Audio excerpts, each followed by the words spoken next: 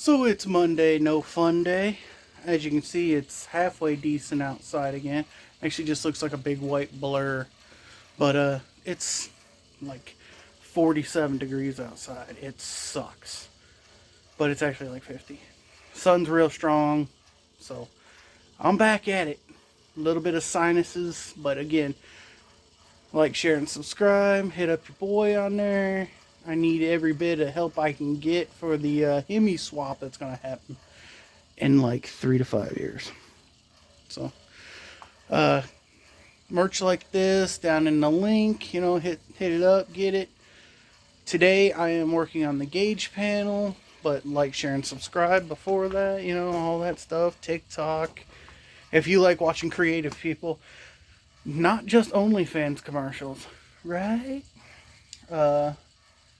I got to cut out the dash, make my gauge panel, and wire it all up.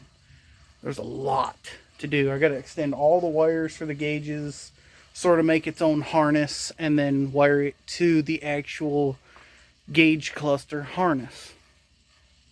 Yeah, I'm going to be busy on this one for a while. But I need to get started. Need to get this thing done. It's been like 2 weeks since I did anything, I'll be honest with you. So let's refer back to the board on things I need to do. Still need to wire the heat and AC box.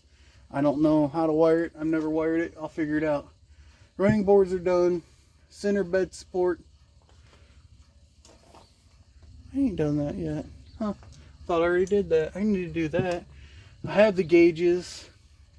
I need to wire, or not wire, but bolt on the back fenders and bleed the brakes. That's it. And then it'll be done. It'll run. It'll be out of here. I'll be happy. I hope the owner will be happy. But as for now, let's work on these gauges. I'll flip it around and show you. So, right here, I've already sort of pre-marked what I need to cut out. And there's bolts, well, not bolts, but screws that screw in the back here in 4 different places. So the gauge panel that I built, that's actually in the dash right now, it fell down in there, will bolt in from the back side. So all I have to do is cut this out, put my gauges in said gauge pod panel thing, and screw it in from the back side.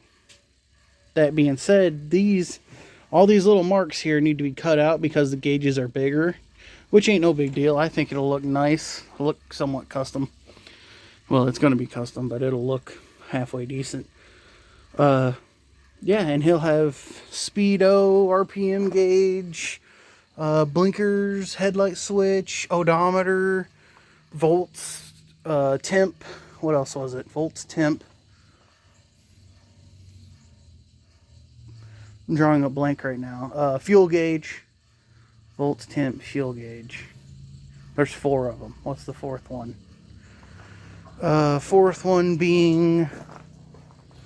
what is it? Fuel, volts, temp... oh, oil pressure. Yeah, once that's in there, and this dopehead car goes past my house.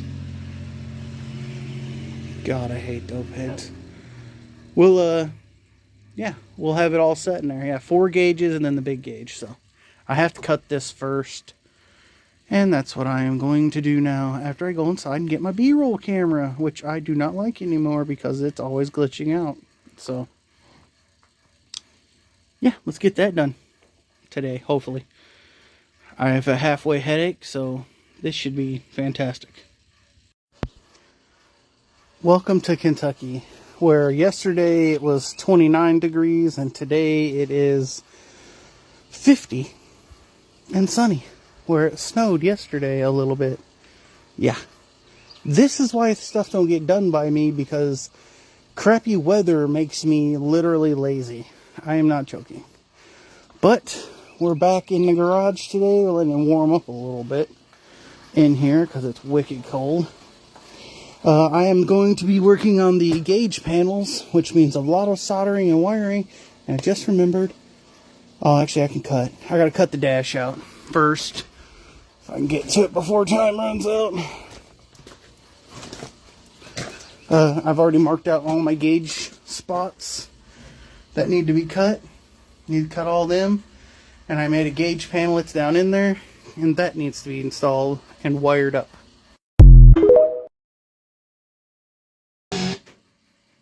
So this is being a very long, drawn out process of taking a burr bit in my drill because my compressor's down. I'll be honest with you, I just don't know if I even want to fix it. I'm highly thinking of buying a new one, but I'm just not there yet. So I already cut it. This one's pretty much good, I think. I think it's ready to go for the big gauge. This one's pretty good, except for the top, and the rest of the other three are just horrible. I haven't done crap to them two yet, so you can see where I'm starting. You know, kind of finished, sort of finished. But all I have is a burr bit in my drill set on two. That's literally the only way I can do it. If I had that compressor, you know, I could use the cutoff wheel and the 90-degree die grinder and do it quicker. But I don't. So, the thing is, the little gauge bolt-on points are right here. And they're actually part of this back piece. So I'll have to weld them on. The top is over here, so they don't move. This is fine. No, that doesn't matter. But I already fit the gauges. The point is, the gauges are not supposed to sit on this lip or anything. Sorry. Gauges are not supposed to sit on this lip or anything. They're supposed to go in behind it, which is what they do. They fit behind it. And I got about a 1/8 inch around them, so that's how I want it. I just got to make it look good full way, or else it's going to look like crap the full way. You know what I'm saying? So it's being a slow, drawn-out, crappy process right now. Not enjoying it. But I gotta do it. Gotta get it done. So you've seen me grinding all that out yesterday, and I welded the little clip pieces back in the back here. This one's gonna get cut off. These gotta get reground because you have to slide this metal piece that's back there up into this little hook in order to hold it. That's your little clips there to hold your gauges, which I've pre-fit my gauges in here. Now this is a different gauge because it was a different ohms, and the one we ordered the wrong ohms on, so that's why it's touching here. But no big deal. Still looks good. It's not like smashed against there. They fit real good. But the nightmare is going to come right here. Yes, all this wiring again. Tired of it. But that's basically where I'm at right there. So I got to get back to grinding all this stuff out with the drill and the burr bit. Round it up, try to get it to look halfway decent. And probably going to end up having to get some leather brown or something for the dash. Other than that, it looks pretty good. I think the gauges will look real nice in here. I'll have to do my little swoopy do here. I don't think I'll do anything on these ones. I think I'll just let it be flat against it. But yeah, definitely have to do that bottom one. So while I'm waiting for the dash to dry, I hit it with a little bit of Red Ox primer. I'm going to start wiring together in series or circuit, whatever it is, all my gauges. And what I mean by that is, okay, orange,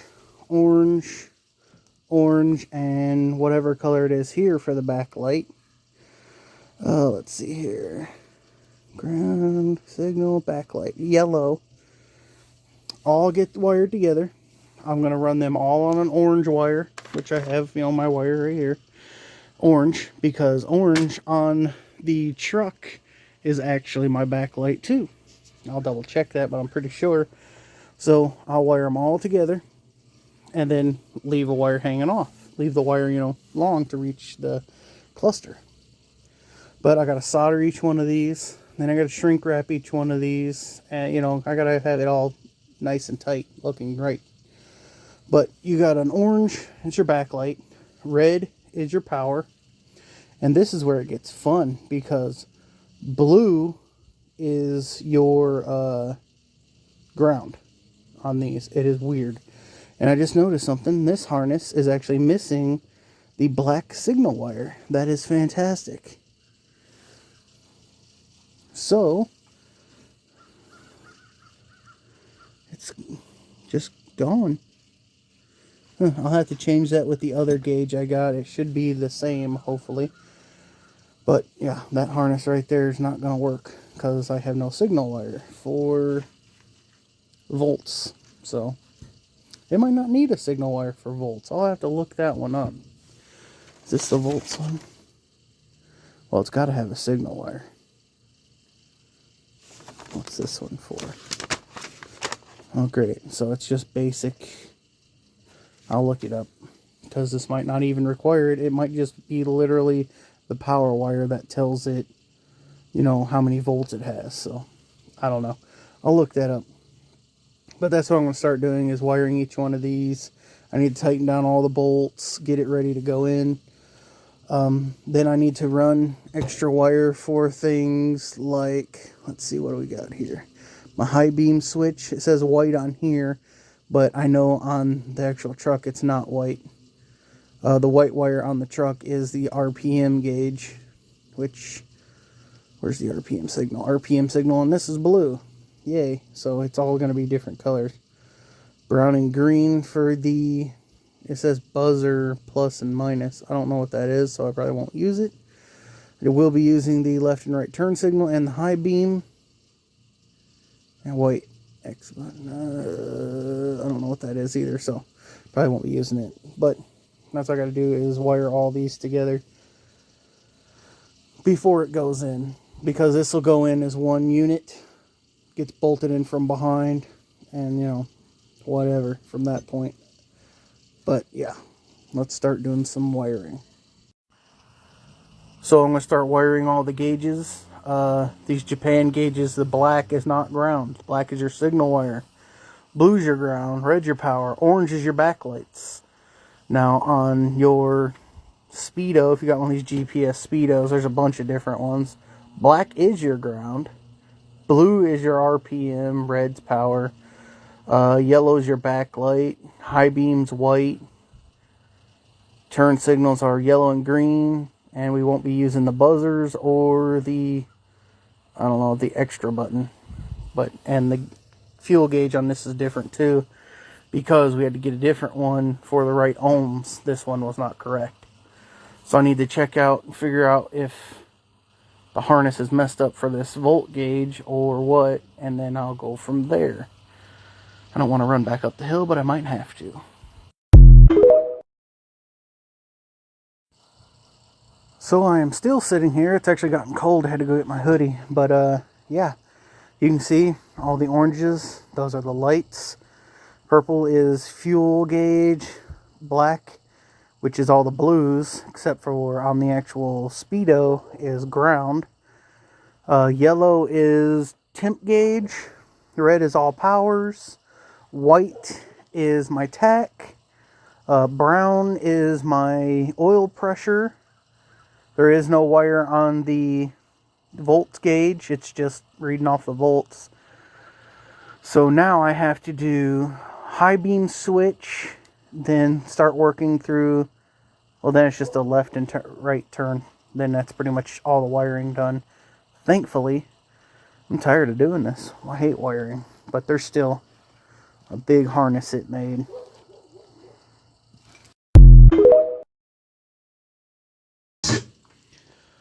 Alright, I have everything soldered now. It's all been shrinked. I double checked all of the color codes. I don't need these three. Everything's zip tied together in a nice little bundle. So that's my harness now. It's pretty much ready to go in. After the dash is finished, which is ground and everything, but it's probably about close to there. Yep, and that'll be your cluster, you'll see, but it's actually, like, this is all, from like here to here is dash, and from there around's dash. Same with these, dash, dash. So you won't actually see none of the bolt holes, and there's not that much meat around it. It's just a pod I wanted to stick in behind that I can put bolts in, and that'll be it. And if you ever need to service anything, you undo the 4 screws, drop it out. You can change your gauges, whatever. But, yep, that's pretty much the gauge panel done. Made its own harness for it. Don't ask me to do this for you, because I probably won't. I don't really like doing this, but, you know, there was literally no other option on this truck but to build this thing. Believe it or not, this is my first one. You probably do believe it. But yeah, my first gauge panel I've made. I know you could do it. I just haven't done it. There's a lot of things like that in car world I know I can do. I just haven't done it. So, like the Hemi swap. I know I can do it. And I'm gonna do it. But I've never done one. Not the way I want to do it anyway. So, I'm pretty much done for today. This has killed me. Made me bored. So, see you on the morrow. Well, it's once again Monday Fun Day. I have just got over a very bad stomach virus, so I didn't get a video out this weekend, and I haven't been doing much on TikTok. But today, I'm going to try to get my back glass in. Been taping it off. It's a pain. Had to clean it several times. It still don't really want to stick. But, yeah. So, I got to tape this. Then I got to put a bead of the polyurethane in here, or the urethane, whatever you want to say. Then stick the window to it, and then tape the window in and let it sort of tack up on both sides. So I actually redid my other window. It's over there. And yeah, I didn't like it. It's got scratches like in it, and this one does too. I'm over it. It's going in today, no matter what. So yeah, anyway, like, share, and subscribe. It's very bright out today. Beautiful summer day. Spring, but feels like summer. It's nice. Anywho, like, share, and subscribe, and let's get these back windows in. I'll show you a little bit more. I'm leaving a pretty sizable gap, so that way when I glue the window in, they're like a 1/4 inch thick, and then I can urethane the outside too once I get to that point. It's wide out here for you. But yeah, lots of urethane. And then I got to tape this one off too. It's pretty warm out. The guy where I got the glass cut and got the urethane from said to make sure and warm the urethane first to make it come out easier. Because if you don't, it's like, you know, you could bust the tube. So I'm going to heat the tube up, probably with a heat gun while it's in the caulk gun to get it ready. I'm going to cut the tip that's on to the shape. I want an edge hanging over. Then I want like an 1/8 inch bead to go all the way to the corner. And I'll put that all the way around. Then I'll put the window in. Then I'll let it set up for a while. But that's what I'm working on right now. Trying to get that done so I can leave my car down here and get busy on it several days in a row. As you can see, it's a junk pile right now. I've got a lot to do. And it's exactly 5 days. 5 days, check that out, till the car show. That's cool. Almost looks like it's going to hit the moon. But anywho, let's get back to this. So what I'm currently working on is getting ready to urethane my back windows in. I've got the tip. I've cut it the way I want it. This little edge is going to sit right on top. It's going to give me an 1/8 inch bead as I pull it around all the way. And that my window will stick in there first. I have to actually pre-warm the tube of urethane via the guy's suggestion where I got it from before I put it in there, so it comes out easier and don't split the tube. So got it taped off. The window's about a 1/4 inch thick, so urethane window. Then I got enough to smooth all the way around, make it look pretty. But The junk coal's still full. I need to clean it.